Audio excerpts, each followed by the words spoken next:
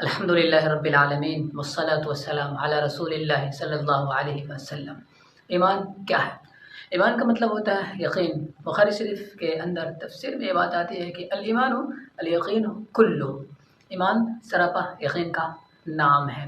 تو ہمیں یقین مکمل ہونا چاہیے۔ حضور پاک صلی اللہ علیہ وسلم جو کچھ اللہ کی طرف سے لے کر کے آئے سب پر ہمیں بالکل پکا یقین ہونا چاہیے اور اس پر ہمیں چلنا چاہیے، عمل کرنا چاہیے۔ دنیا کچھ بھی کہے، ہمارا دل اور دماغ کچھ بھی کہہ رہا ہے، یار ہمیں یہ چیز سمجھ میں نہیں آ رہی ہے لیکن ہمیں کرنا ہے، کیونکہ یہ اللہ کا حکم ہے، اس کے رسول پاک صلی اللہ علیہ وسلم کا فرمان ہے، اس لیے ہمیں کرنا ہے۔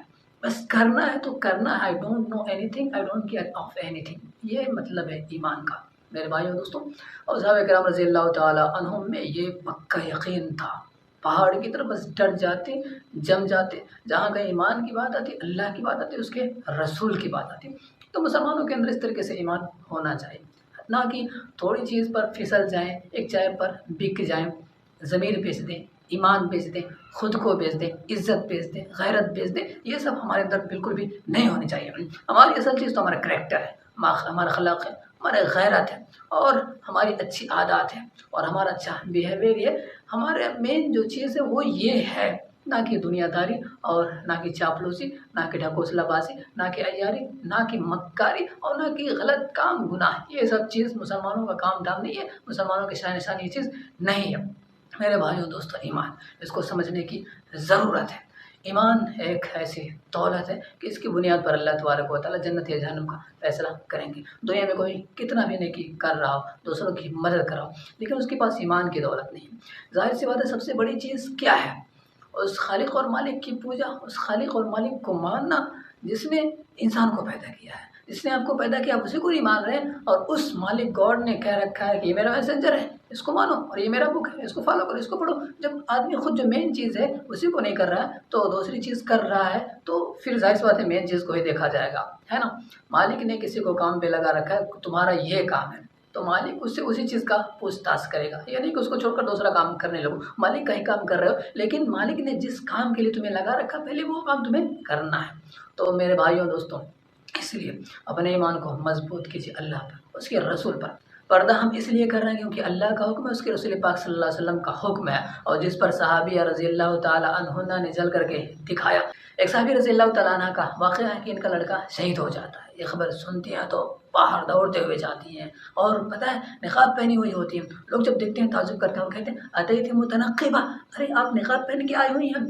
ایسی حالت میں تو انسان کے ہوش حواس اڑ جائیں، نقاب کا خیال اتا پتہ نہ رہے، لیکن آپ پھر بھی، تو انہوں نے پتہ کیا جواب دیا؟ اوہ میری ماں اور بہنوں سنیے، انہوں نے جواب دیا کہ میرا بیٹا مرا ہے نا، میری غیرت تو نہیں مری ہے نا۔ تو پردے میں اس لیے رہنا ہے کیونکہ اللہ اس کے رسول کا حکم ہے، اور گھر میں اس لیے رہنا ہے کہ اللہ کا حکم ہے۔ قرآن میں اللہ کہتے ہیں وَقَرْنَ فِي بُيُوتِكُنَّ، اور حضور پاک صلی اللہ علیہ وسلم اپنے ازواج سے کہیے کہ یہ گھروں میں رہیں۔ تو آپ جو گھروں میں ہیں تو ایسا نہیں کہ گھر والے رکھ رہے ہیں تب نہیں، بلکہ اللہ کا حکم ہے، آرڈر ہے قرآن میں، اس لیے آپ گھر میں رہیں۔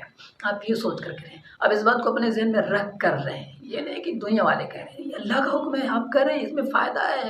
اب دنیا والوں کا خیال نہ کیجیے، دنیا والے کچھ بھی کر رہے ہیں ان کو کرنے دیجیے۔ جو اللہ نے نظام بنایا، جو اس کے رسول نے نظام بنایا، یہ نظام بیسٹ ہے، اچھا ہے۔ اس کے علاوہ دوسرے جو نظام ہے وہ خرافات ہے، نیت صحیح نہیں ہے، ارادے اچھے نہیں، تو اس لیے جو بھی عمل کریں ارادہ اچھا ہونا چاہیے، نیت نیک ہونا چاہیے کہ اللہ کا حکم ہے، اس کے رسول کا حکم ہے، دباؤ میں نہ کریں، زبردستی نہ کریں۔ دباؤ اور زبردستی کا عمل اللہ کے ہاں قابل قبول نہیں ہوتا ہے۔ اس میں انشاءاللہ آپ کو ثواب ملے گا، اللہ تعالیٰ خیر و برکت کا نزول کریں گے۔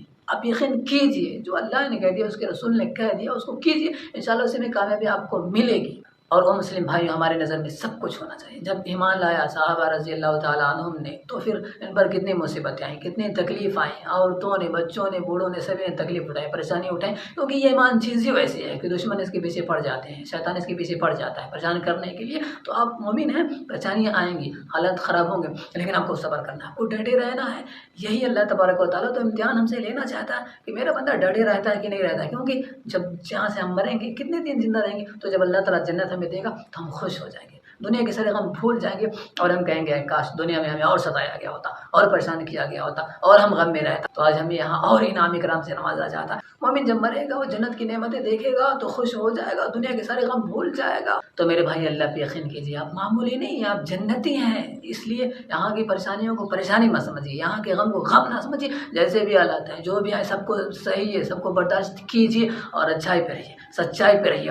کسی انسان کی وجہ سے غلط قدم ہرگز مت اٹھائیے۔ انسان تو ایسے ہوتے ہیں آپ کو ٹارچر کریں گے اور دراصل ان کے پیچھے شیطان لگا ہوا ہوتا ہے ماحول خراب کرنے کے لیے، آپ کو گمراہ کرنے کے لیے، آپ کو جہنم میں لے جانے کے لیے۔ اس لیے شیطان کے چال کو سمجھیے، انسان بہت برا نہیں ہوتا ہے، اس کے پیچھے شیطان لگا ہوا ہوتا ہے، لیکن وہ انسان اس انسان کو سمجھائیے اور اس انسان کو خود سمجھنا چاہیے کہ میں جو کر رہا ہوں غلط کام کر رہا ہوں، میں شیطان والا کام کر رہا ہوں، میں خود جہنم میں جاؤں گا، اس کو بھی جہنم میں لے کر کے جاؤں گا، میں شیطان کے بہکاوے میں ہوں، میں شیطان کا ایجنٹ اور چیلا بن چکا ہوں۔ انسانوں کو یہ چیز سمجھنا چاہیے۔ تو میرے بھائیوں اس لیے آپ سے گزارش ہے کہ شیطان کو سمجھیے، وہ بہکاتا ہے۔ تو میرے بھائیوں اپنے ایمان کی حفاظت کیجیے، شیطان بڑا کوشش کرتا ہے کہ یہ کفر کی حالت میں مرے، اور گھروں میں شیطان کوشش کرتا ہے کہ آپس میں لڑائیں جھگڑا کروائیں، نفرت کروائیں اور توڑ دیں بکھیر دیں۔ تو اس لیے سنبھل کر رہیے شیطان سے، شیطان آگے پیچھے لگا ہوا ہے، شیطان کے بہکاوے میں مت آئیے۔ ہمیں خدا کے راستے پہ چلنا، اللہ کے راستے پہ چلنا، جو پیار کا راستہ ہے، محبت کا راستہ ہے، امن کا راستہ ہے، سکون کا راستہ ہے۔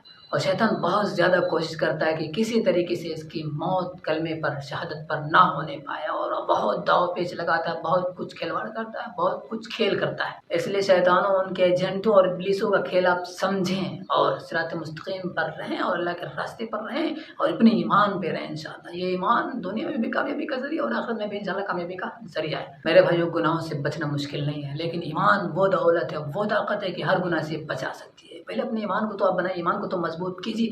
آپ کا ایمان پہلے آپ کو مسجد تک تو لے جائے تو انشاءاللہ جنت تک ضرور آپ کا ایمان آپ کو لے جائے گا۔ میرے بھائیو سوچئے، دنیا کے بہکاوے میں مت جائیے۔ اللہ تعالیٰ کتنے درد بھرے انداز میں قرآن میں فرماتا ہے اعوذ باللہ من الشیطان الرجیم ما غرک بربک الکریم۔ او میرے مومن بندو، کس چیز نے تجھے اللہ سے غافل کر رکھا ہے؟ کہاں بھٹکے جا رہے ہو؟